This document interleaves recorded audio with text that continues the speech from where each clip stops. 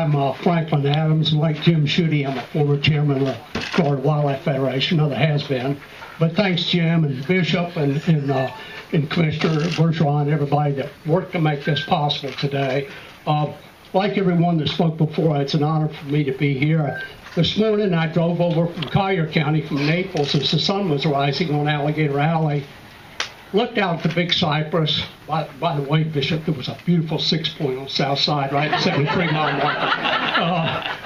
And came out into the glades, and I had to think, I might not be having this experience on this road this morning if it wasn't for Johnny Jones and Jay Hare and some other people.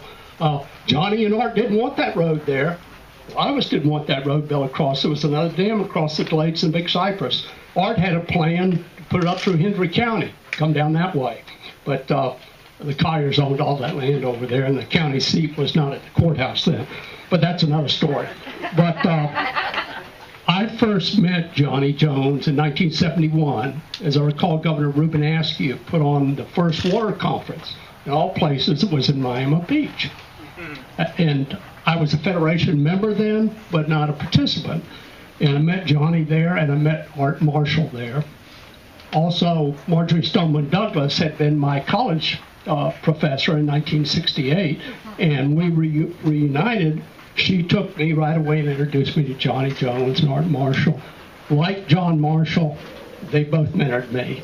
One of the regrets I have when that Sports Illustrated article came out was Art called me and said, "You want to go up to Tallahassee with Johnny and I, because we're going to meet with the governor."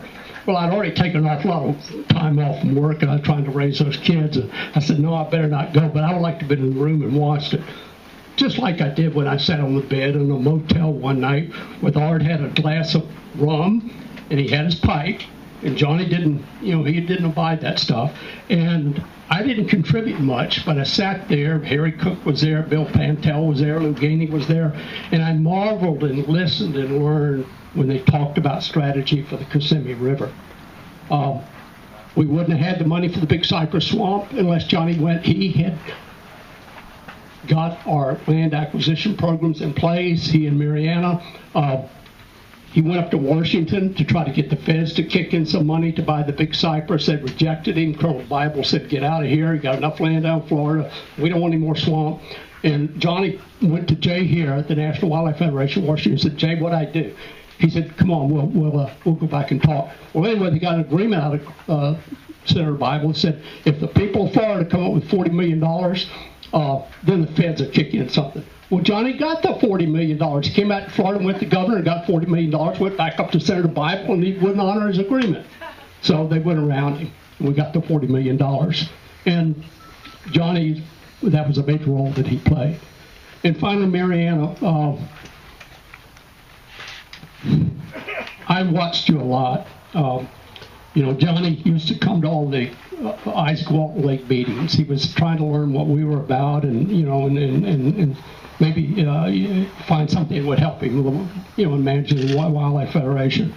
And there's that cliche that behind every great man there's a great woman. Well, yes, Mariana was behind him, raising a family, raising the children, worrying about paying the bills.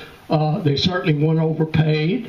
There were times when I don't think they could raise, they were the last ones to get a paycheck, And so she was standing behind Johnny then, like's been mentioned earlier, but many times I saw her standing there beside Johnny. And he could not have done what he did without the love and support of Mariana Jones. And we love you, Mariana, and thank you for